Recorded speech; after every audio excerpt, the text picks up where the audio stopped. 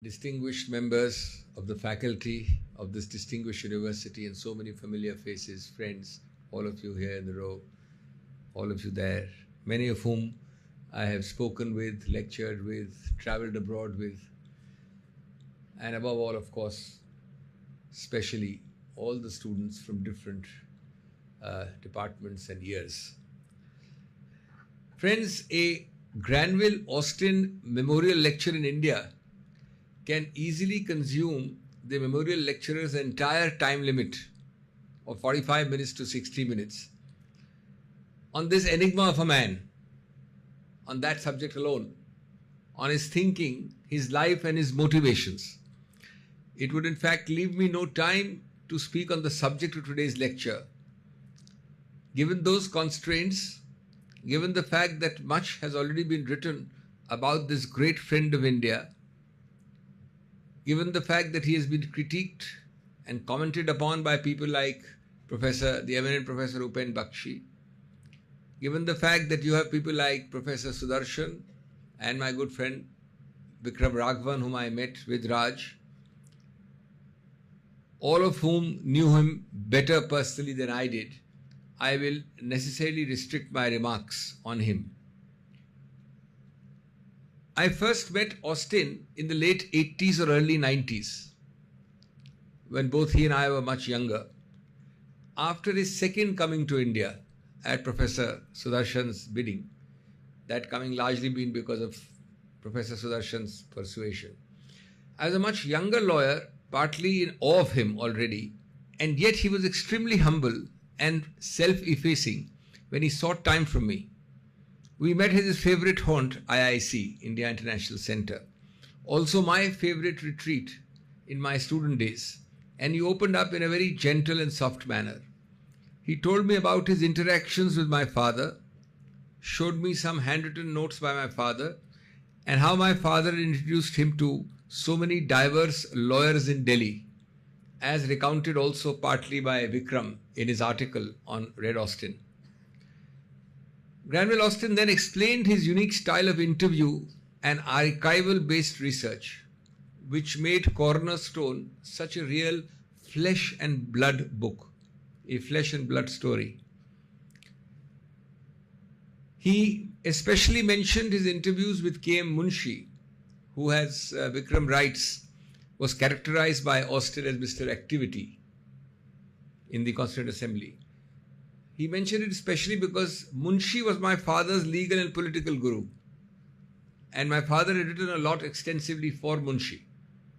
So Austin had that connection as well, because he had read all the original material.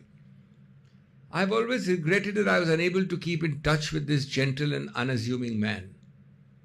Despite fairly trenchant criticism of Cornerstone by as eminent a person as Professor Upen Bakshi, the two harbored no rancor. India partly repaid its debt to Austin by immortalizing him with special mention in the seminal Golaknath case, culminating in the rare honor of being cited by 12 out of 13 judges in Keshwananda Bharati. Thereafter, he remained a constant in Indian jurisprudence through Minerva Mills and many more related successors on this topic of basic structure.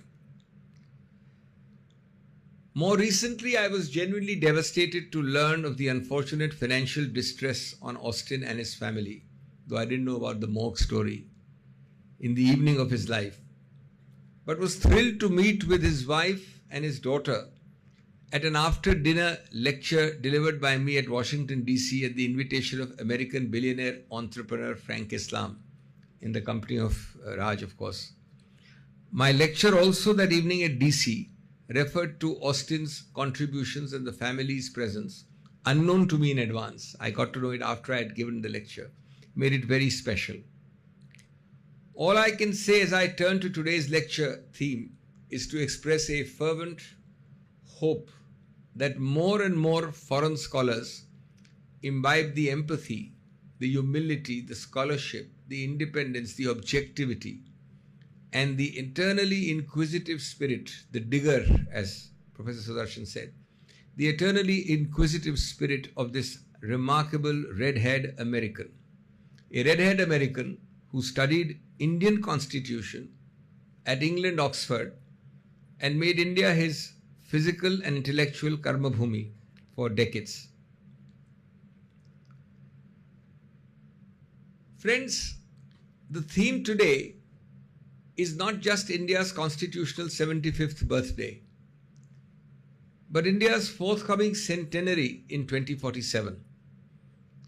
It is the story of India's birth as a constitutional republic, its evolutionary trajectory over these 75 years, and its looking to the future with confidence, hope, and anticipation. It is this telescoping of the future of India's past with its future that is the broader theme I wish to address today. No doubt the Indian Constitution is a vital and foundational part of this journey. Hence, this sacred book finds focus, of course, in the title today. But I would say at the outset that it would be an incomplete lecture and indeed also a disservice to the great scholar in whose memory I speak today if India at 75 was only about its constitutional journey and not about its growth as an organic entity. All constitutional journeys are as much about governance as law, as much about the dynamics of politico-legal forces as about textual interpretation, as much about power and all its nasty, brutish underbelly as about jurisprudence. And that is also how Granville Austin saw it. A holistic approach was his hallmark. As Raghavan rightly puts it, for Austin, a holistic approach meant a seamless web comprising social revolution, national unity, democratic stability, constitutional politics, legal frameworks for managing power, and above all, a historical perspective on everything. And therefore, he was neither of them, but much more than all of them, a journalist, a historian, a lawyer, a constitutional theorist, a author and writer. Friends, when we talk of the future, of course, we must remember the contradictory thought process of two great Americans. Einstein, who said, "I never think of the future, it comes soon enough." And Lincoln, who said, "The most reliable way to deal with the future is to create it." So I, as some of you have already suffered parts of this lecture, always love to start this thematic address by asking a simple, in fact a very simplistic question, which really I have not found an answer to yet in foreign audiences or Indian audiences. And that is this simple and complex question is how out of the 30 or 40 diverse different nations which emerged across Australasia, Asia, Middle East, Africa, South America, from the yoke of imperialism, from Dutch, Belgian, French, British imperialism, how is it that there is only one country and one country alone, and certainly of that size, India, which remains a vibrant democracy? Out of the 30, 40 which emerged from that yoke of imperialism from the 1930s to the 1960s. Because if you look around, the wrecks and ruins of constitutionalism litter the landscape across all these areas of Australasia, Africa, South America, and so on. And that is why many scholars have looked upon this miracle of sorts as a suspension of disbelief. Well, when I ask this question to myself, I have no real answer. So the first answer is that I have no answer. The second answer is sheer good luck. If I was forced to give a more logical answer, my favorite answer is that India was lucky to get its sequencing right. We got a Gandhi before a Nehru, and we got a Nehru after the Gandhi. There could be possibly no better agitational politician across the globe who could have got us independence as the half-naked fakir did.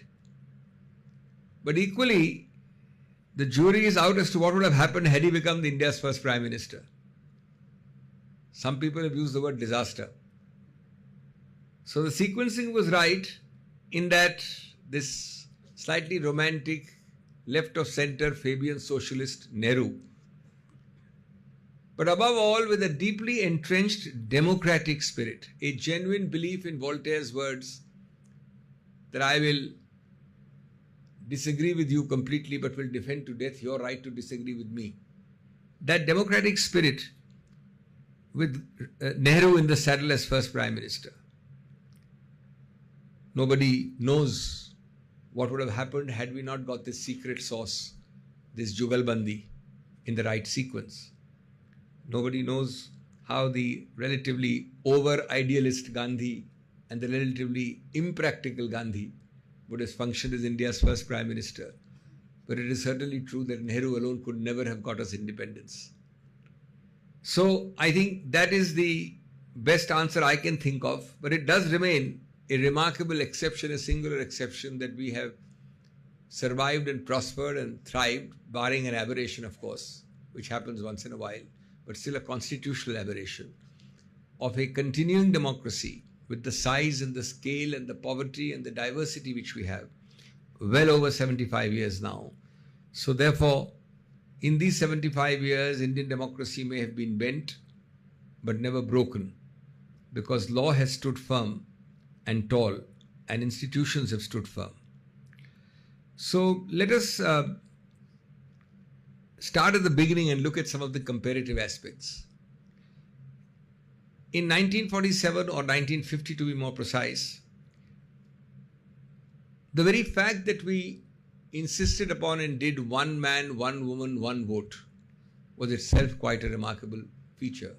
Especially when we see that equality of genders in voting came to USA as late as 1920 and to UK as late as 1928, which is just a couple of decades before we implemented it. And how did we implement it? We had 173 million out of a population of 361 million voting in that first election. By the way, that first election was in 68 phases. It's the only election longer than the 8-phase 2-month election we have now. And it's stretched from September 1951 to February 1952. This figure in comparison in 2024 was 642 million voting in a population of 1400 million, and of this 642, 312 million were women.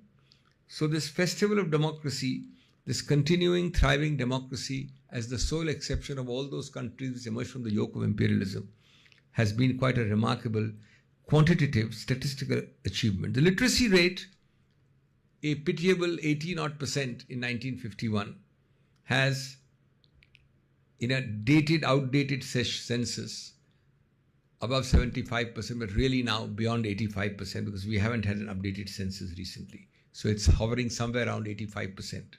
Some communities, some groups have 90% female literacy and 99% male literacy. But overall, it's about 85%. Our per capita is, on a dated basis, in 23-24, about 2.1 lakh rupees per annum, as against 274 rupees in 1952-53. And in real purchasing power parity terms, we are, in real money buying power terms, we are already for many years the third after China and the USA. Even otherwise, we are now threatening to overtake in terms of size, and we keep hearing this for the last 6 months. We're about to overtake Japan as the third largest economy. When India emerged as a sovereign democratic republic in 1950, the world looked on with skepticism, and not surprisingly. A newly decolonized nation, deeply diverse, economically impoverished, boldly adopted a universal adult franchise. This was not just an institutional decision. It was a civilizational commitment to human dignity, to equality, and to self-rule. India's democratic journey defied expectations, where many post-colonial states gravitated towards authoritarianism. India chose deliberation over diktat. The Indian Constitution tried to offer both a moral compass and an institutional framework to tie the republic together. And when we celebrate 75 years of democracy, we must ask, what makes this Indian experiment so exceptional? And of course, what are the evolving challenges that call for renewal, not just of laws, not just of institutions, but of the democratic spirit itself? So I now turn to the second broad head of the more direct theme, which is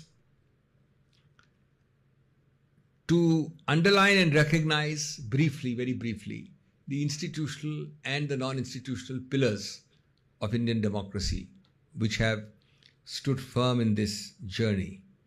Remember, institutions are not brick and mortar ones. They are habits of fairness.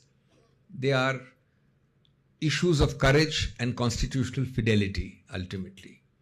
And in many ways, the non-institutional pillars are even more important than the institutional pillars. The three most important non-institutional pillars are the ones which are related closely and cross-fertilize each other. Two mentioned in the constitutional text and one not mentioned. On that third one not mentioned, I am giving a back-to-back lecture only on that one word, federalism, tomorrow. So I will not take too much time today. But the three which cross-fertilize each other, which are linked directly as the most fundamental pillars, non-institutional pillars of Indian democracy, are firstly secularism, secondly fraternity, and thirdly federalism. Secularism, irrespective of the many debates about it, the very fact that India is planet Earth's most diverse spot. You can use any word you like, salad bowl or melting pot, none of those do justice to the fact that planet Earth's most diverse spot is India.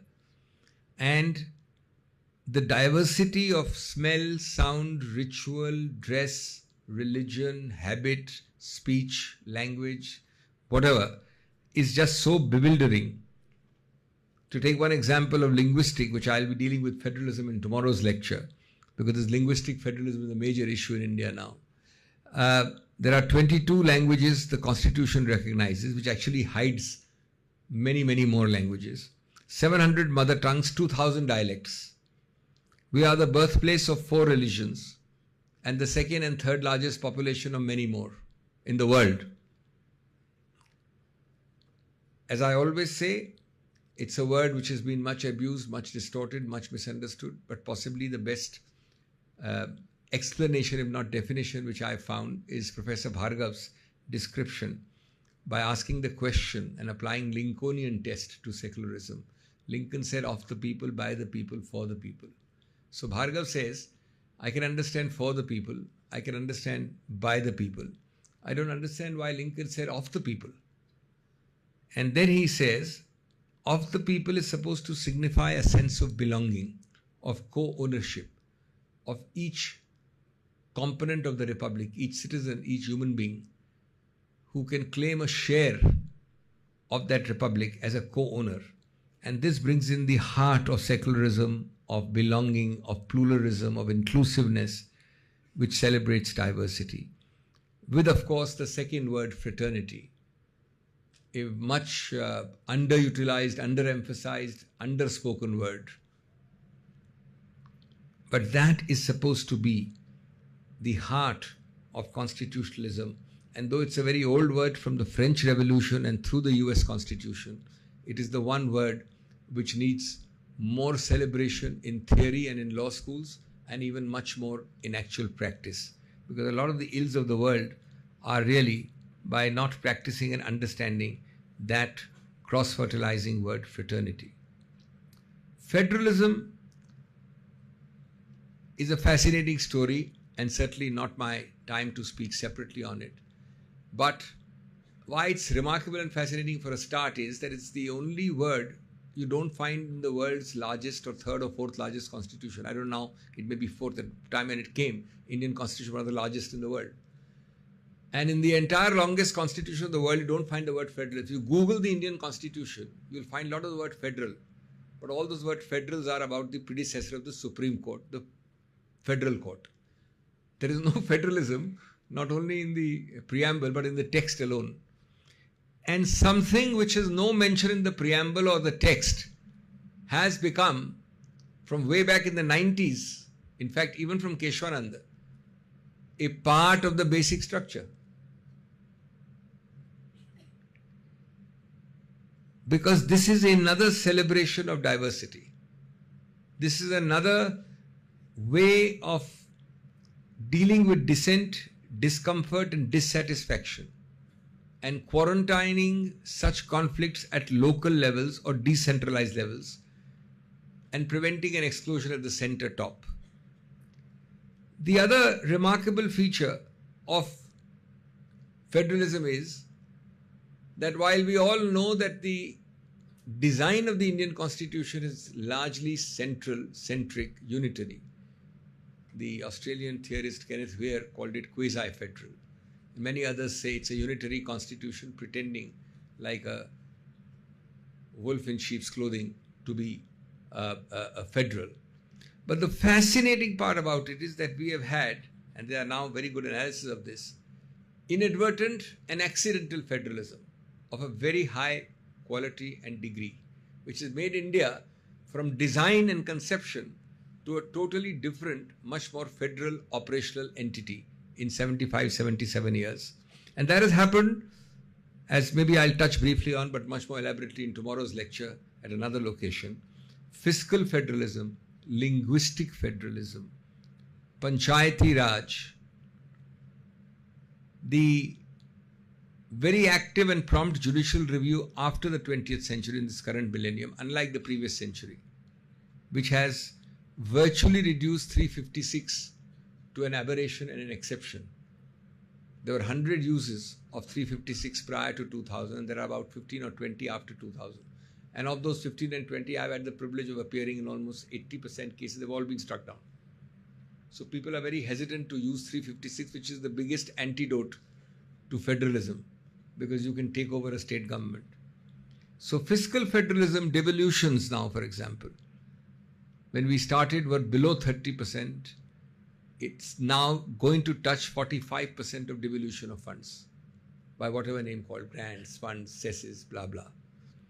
Linguistic federalism, though it is now raising its head again, largely from the 60s, the language riots of the 60s, which many of you have not heard about or seen, till the calm and equilibrium till today. Linguistic federalism, the creation of states on language and the devolution of state-level languages has held its ground. Panchayati Raj has been the biggest numerical revolution.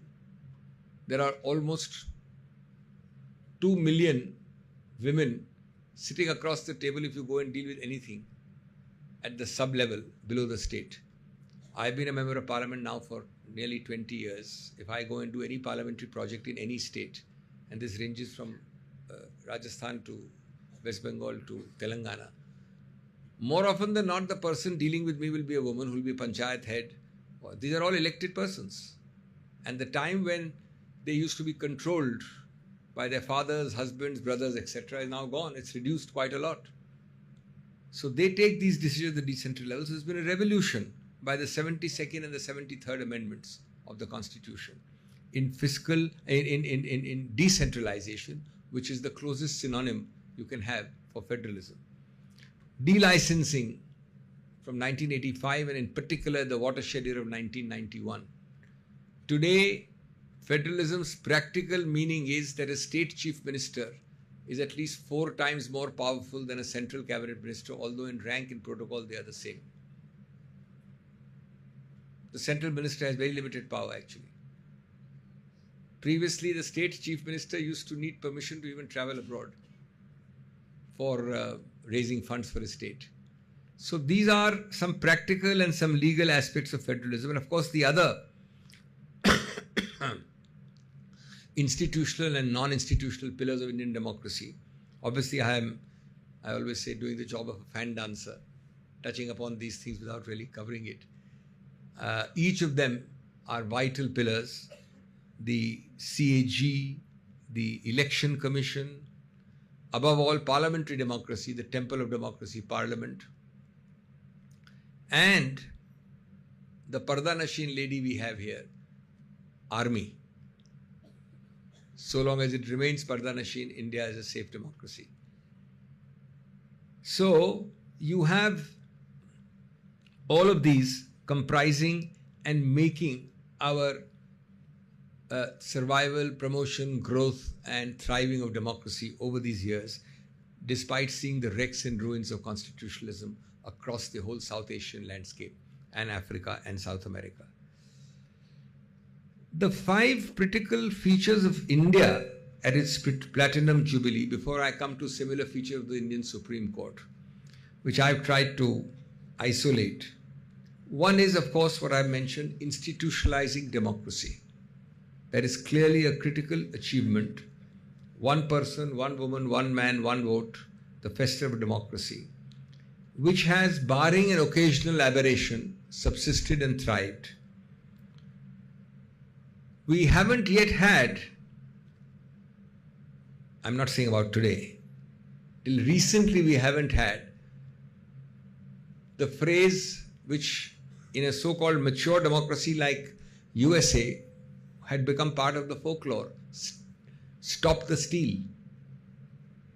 Stop the steal is something you wouldn't think of being used in US till a few years ago. But you had a stop the steal campaign, you have a stop the steal movement, you have the stop the steal thought process.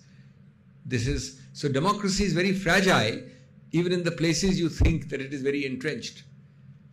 Now, unfortunately, we are now having some of these doubts coming in this country, which is why it is important for that very important institutional pillar of Indian democracy, the Election Commission, to bend over backwards to practice transparency,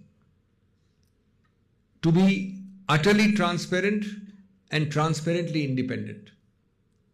Because once you start doubting the process of institutionalizing democracy after every 5 years of elections, and in a mammoth country like India, the size is unbelievable, then you will slowly be deinstitutionalizing this great achievement of democracy. The second is that we've had constitutional democracy. It's not just democracy, not just elections. We have entrenched a whole set of constitutional values. I mean, every time I pick up the CAD, the Constituent Assembly debates, I always come back awed and amazed. Here were a group of people, now I would say in retrospect far wiser than us, who were surrounded by fundamental wrongs all around them. And as Granville Austin put it beautifully, from out of these carnage of fundamental wrongs around them, in 2.5 years, from 46 to 49, 3 years, they fashioned fundamental rights. They were very scared of fissiparous tendencies of the Indian Union, which is why they designed something more centric and unitary than federal. But they still spoke up for a liberal, human rights oriented, fundamental rights oriented system.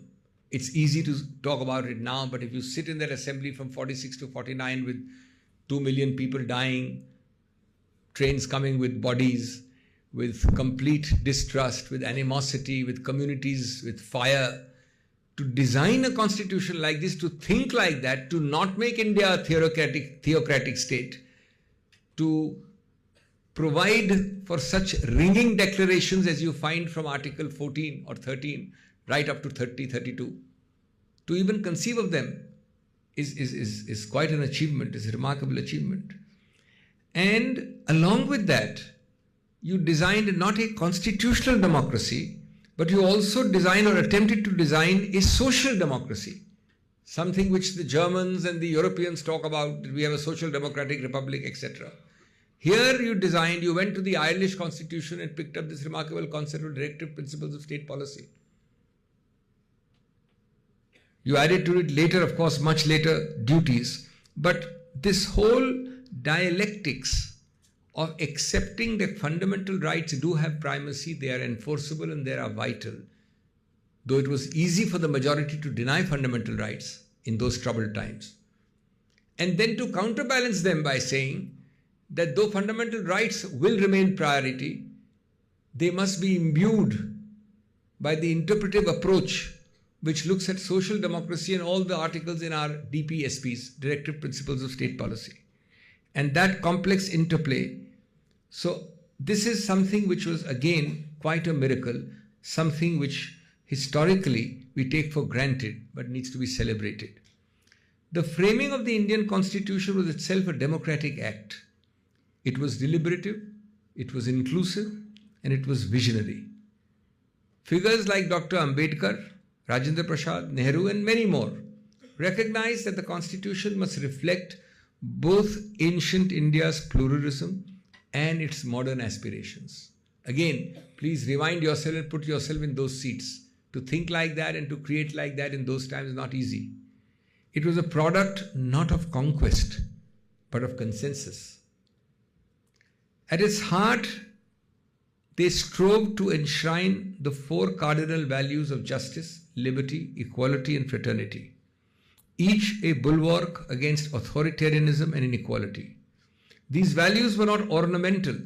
They were designed to shape governance, society, and citizenship. Through the doctrine of transformative constitutionalism, of course, Indian courts have taken the story much further. They have recognized the Indian Constitution as a dynamic instrument meant to foster social change. It does not merely limit state power, it mandates social justice, inclusivity, and dignity. And the basic structure doctrine, evolving from Keshwananda, reflects India's unique constitutional creativity. It asserts that democracy, secularism, rule of law, federalism cannot be legislated away, even by a parliamentary supermajority. And that, of course, is a later invention, but clearly I would put it in the category of India's pride and the world's envy. Though, sadly, in the last few years, we've had people with either less idea about the Indian Constitution or its spirit, or sheer ignorance, or bravado arising from political majorities, decrying, attacking, and denigrating this great concept.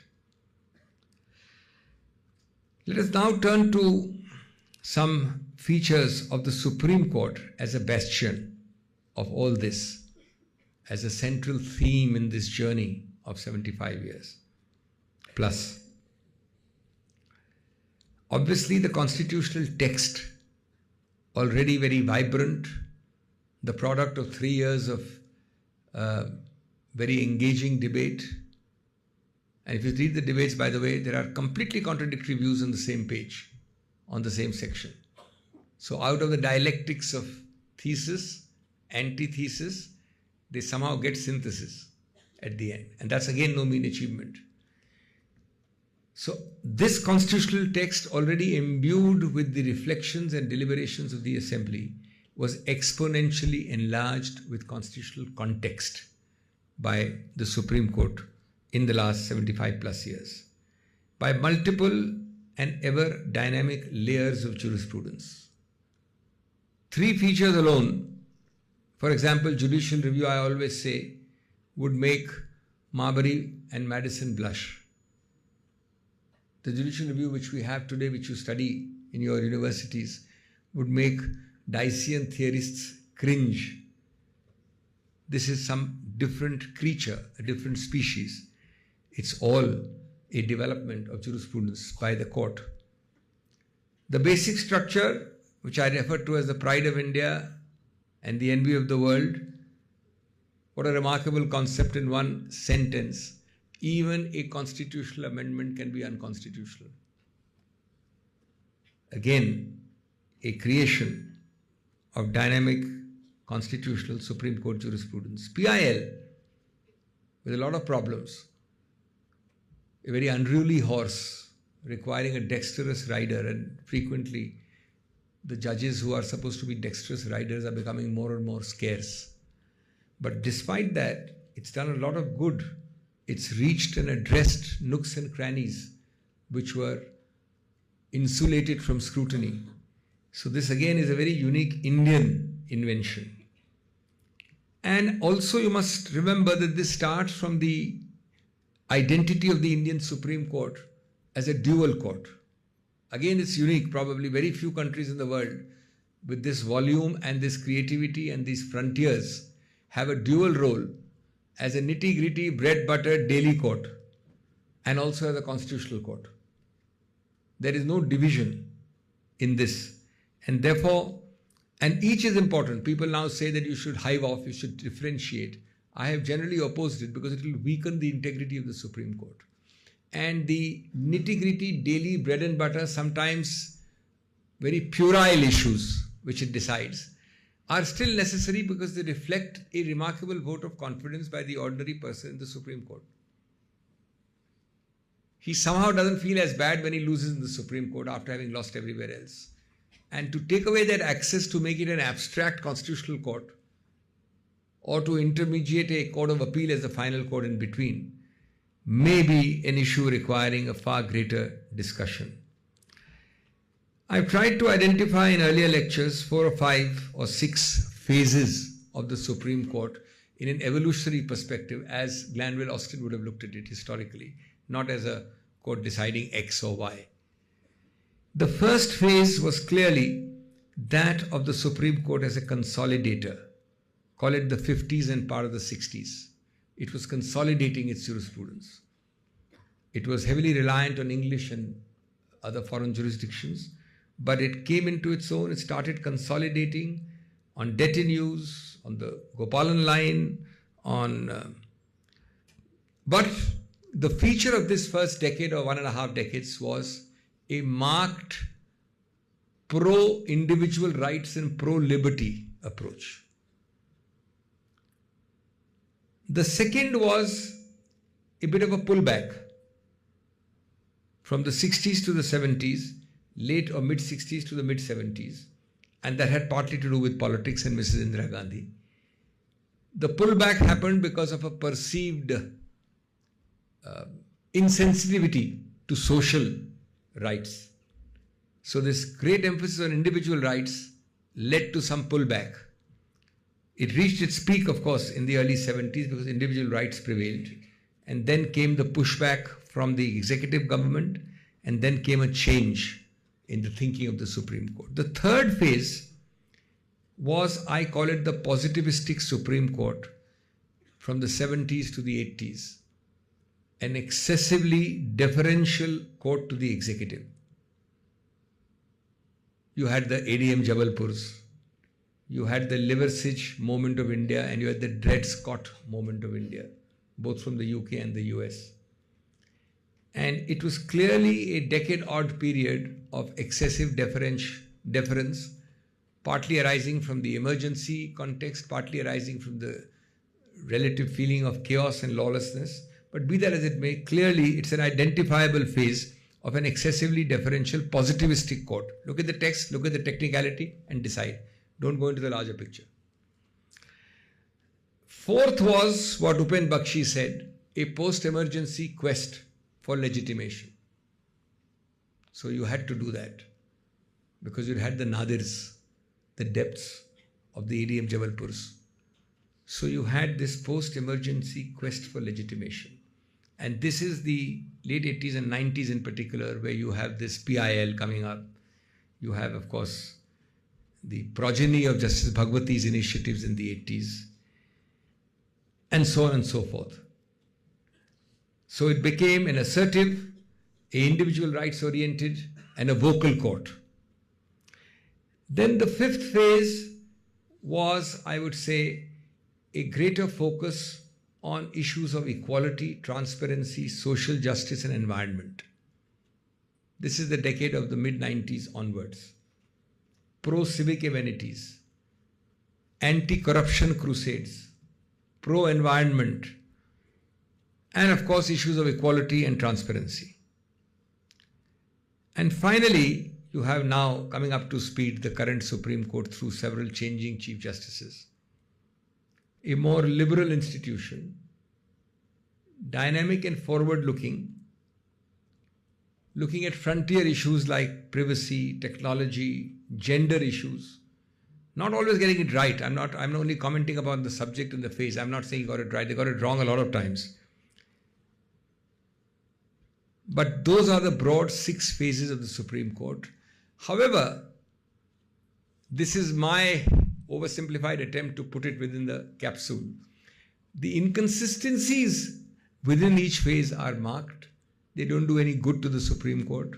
When we started practice, we used to joke that there are 4 or 5 Supreme Courts functioning in that building. Now we are worried that we are somewhere around 15 to 16 Supreme Courts functioning in that building. And that's not good. That's not good for the power, the strength and the integrity of the institution. Coming back to India's continuing journey, there is of course then the great significant economic revolution.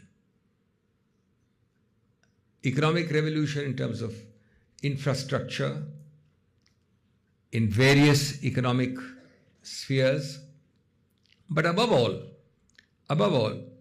in the reduction of poverty. Because that's the baseline for India. Now, it's a very complex subject which I can't spend time on because unfortunately, the rules of the football game have been changed every few years as to how to measure poverty. So there is no specific comparator. And a lot of it has to do with politics. And we now have this remarkable concept of multi-dimensional definition of poverty after February 2024. So we don't really know where to put your finger on. Because multi-dimensional is truly multi-dimensional. There was some merit in a statistical measure of poverty. But 2 facts are clear. Between 2009 and 10 and 2009 to 2012, there is a almost 38% reduction of people above the poverty line. Now that translates to crores of persons.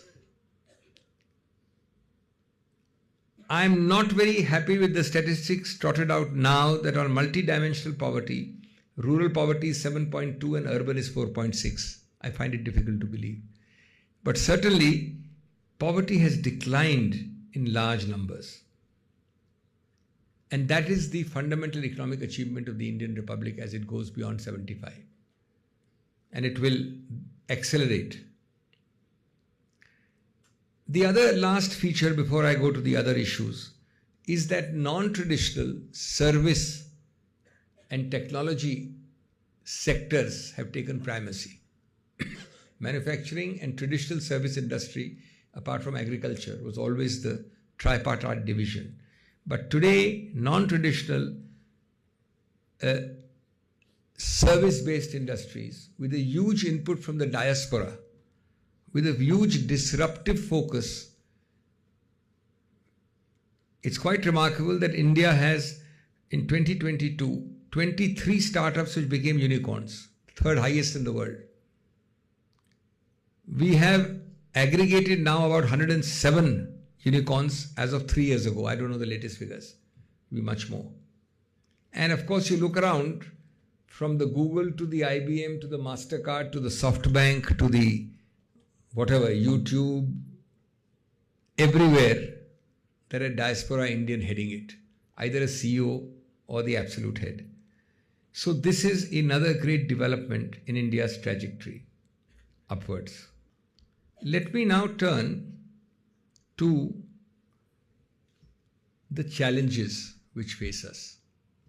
We've talked about this great achievement of Indian democracy, its growth in all sectors, its very mature legal system, constitutional democracy, Supreme Court. But it would be incomplete, indeed it would be untruthful, it would be timid, and it would be over-optimistic and unrealistic if we were not to talk of the... I'm having trouble with the connection. Please try again later. If we did not look at the several caveats and the conditionalities and the cautions with which all this comes. And as I itemize them, I'm conscious that I may be called anti-national. I'm also conscious that I may even be called seditious, and I have enough lawyers to defend me. But as I said, as Palkewala said, sometimes words have to be an assault on the senses for reform to follow. And it would be less than honest not to touch upon them, at least to highlight them. In this whole constitutional system of development, in this constitutional trajectory, in the pride we have in that we remain the only democracy out of those which came out of the yoke of imperialism, the first thing which worries me is the climate of fear, divisiveness, distrust. Now, you need no thermometer, and you don't find it in public conversations, but you find it in every drawing room.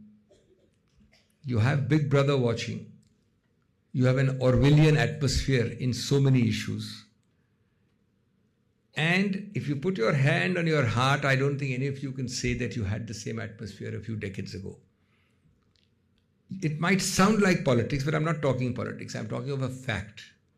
You can cut a knife on that divisive, distrustful, relatively fearful climate.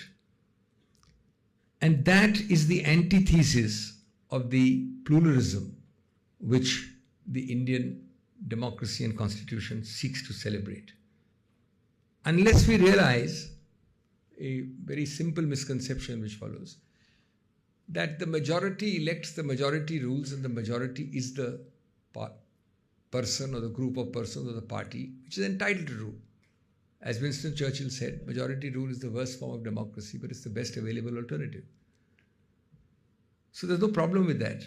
But when we say that, we forget one fundamental truth. And that is that the whole purpose of any constitution, forget the Indian constitution, any constitution, is to entrench rights only against the majority. Normal constitutions don't require rights of the majority because they have them. The entrenchment in a constitutional document is always intended to be a bulwark against excessive majoritarianism. So it's a fundamental error to suggest or think that numbers can change eternal values or fundamental rules which are supposed to protect against the misuse of that majority. The second thing which needs comment is the undermining of institutions. See, ultimately an institution is only as good as the man or the woman who heads it.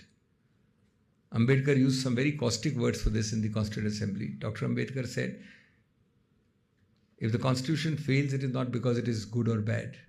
It is because man is vile. And however good an institution, depending on the man or woman, it can run it to ground. However good an architecture of the constitution, you can destroy it. And howsoever poor the architecture, the person who elevates it is very much the personality of that person. One of those institutions which needs special comment is the Election Commission. The Election Commission is a clear pillar of the Indian Constitution, one of the few pillars who are given constitutional status along with the CAG.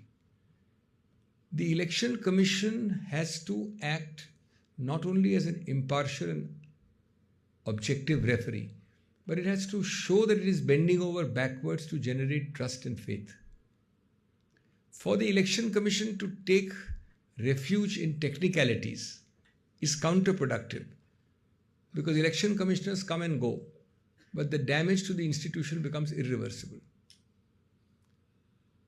We have had in the recent past cases where an election commissioner has been punitively handled because he was the only case, all these were argued by me by the way, who wrote a dissent, and he suddenly found Asian Development Bank more enchanting and attractive than a post in the Election Commission. Incidentally, the person who chose the Asian Development Bank was going to become the CEC. He was the only dissenter in an order, by the way, not published. The Election Commission rules don't allow dissents to be published. But he was a dissenter in a 2-1. The fact that when you ask the Election Commission for a combined PDF to analyze votes? The answer which comes is you have got individual constituencies with individual agents who have this. Why don't you aggregate it yourself? Or we'll give you scanned copies. So it takes you 6 months to deal with analysis.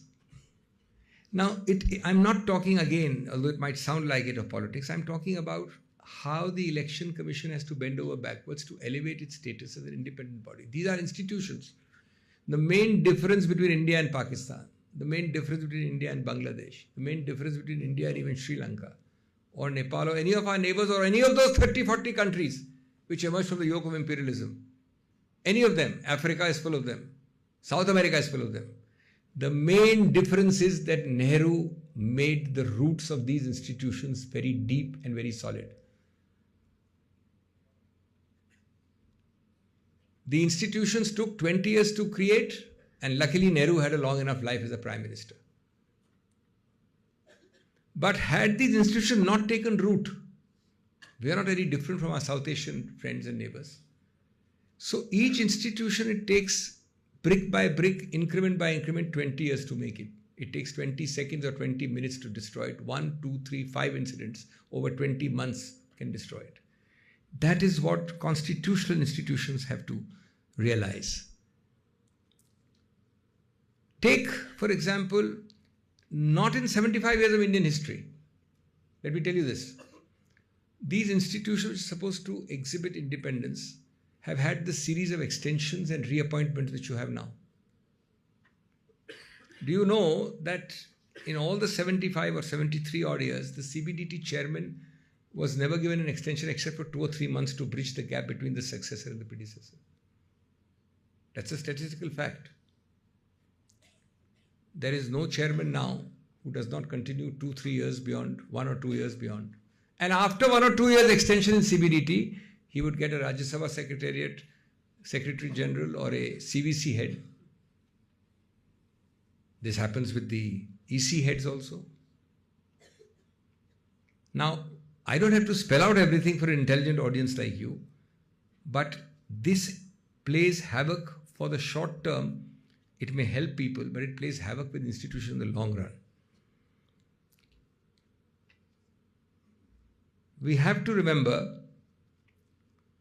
that democracy is not just what governments do.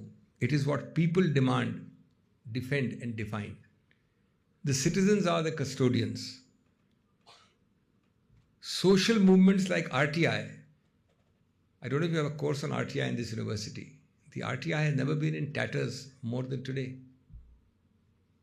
The largest number of vacancies in the entire RTI movement exists today. The best way to cripple an institution is to have vacancies. There are enough hospitals but no doctors to treat you. So there are no people to deal with the RTI. The delay in the RTI system is years and touching decades now. The antithesis of what the RTI was supposed to be 60 days, 90 days, give you a reply. Civil society organizations, investigative journalism and a free media remain indispensable to democratic health.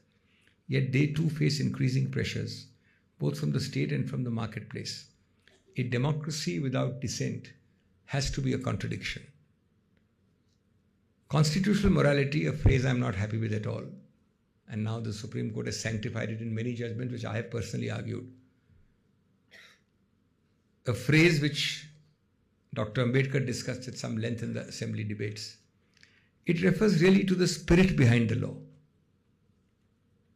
Not the text, not even the context, but the spirit behind all that. It calls on citizens to go beyond legal formalities and nurture a culture of respect, tolerance, and public reasoning. This is the single most vital thing needed in a polarized age and era. Take the bureaucracy as another major pillar. You know that Yes Minister serial, a lovely one, showed you that while being very servile, the actual bureaucrat was the most powerful one. He would take all the decisions. He would stand firm. He'd only humor his minister to make sure that the result was right. I'm not suggesting that the minister be servile, as shown in that serial. But the idea of an independent steel frame, no less than, and we today celebrate, I believe today is the day, we celebrate his 131st birth anniversary, Sardar Patel. He created the civil service, although there's a lot of opposition after the ICS saying an independent civil service in India will be the steel frame. Do you really think today HMV, his master's voice, is the steel frame of the Indian system? Do you really think so? In your heart of hearts? Each outdoes the other to get the promotion. Each outperforms the other to prevent a transfer. And the very purpose of independent objective advice, which is actually going to help you in the long run, is defeated by servile,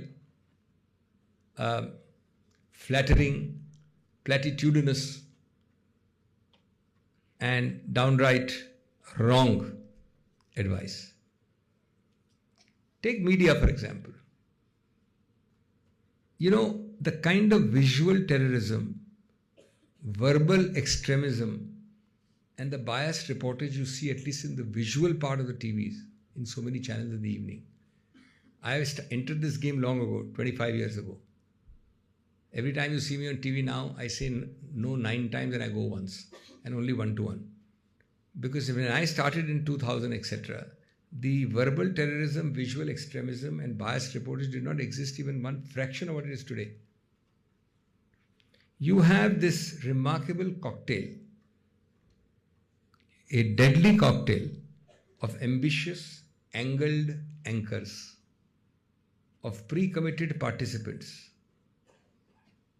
of conflicts of every possible kind, from ownership to actual performance as anchors. Of course, above all, you have the biggest fraud, which is of course global, but much more so in India, the fraud which I call TRP. So TRP decides what you will see, what you will get, what you will hear. And if you knew that at last count, TRP involved 38,000 meters in a country of 1.5 billion, which at a certain point of time was supposed to indicate to you the preferences of the viewing audience. And therefore, you have this as yet another situation of, whether you call it lapdogs or barking dogs or vigilant dogs, but certainly the object of a media, given the status of a fourth organ, is being defeated. India did not have at the central level at all ever this doctrine of cyclical vendetta politics. That's a great big thing for democracy.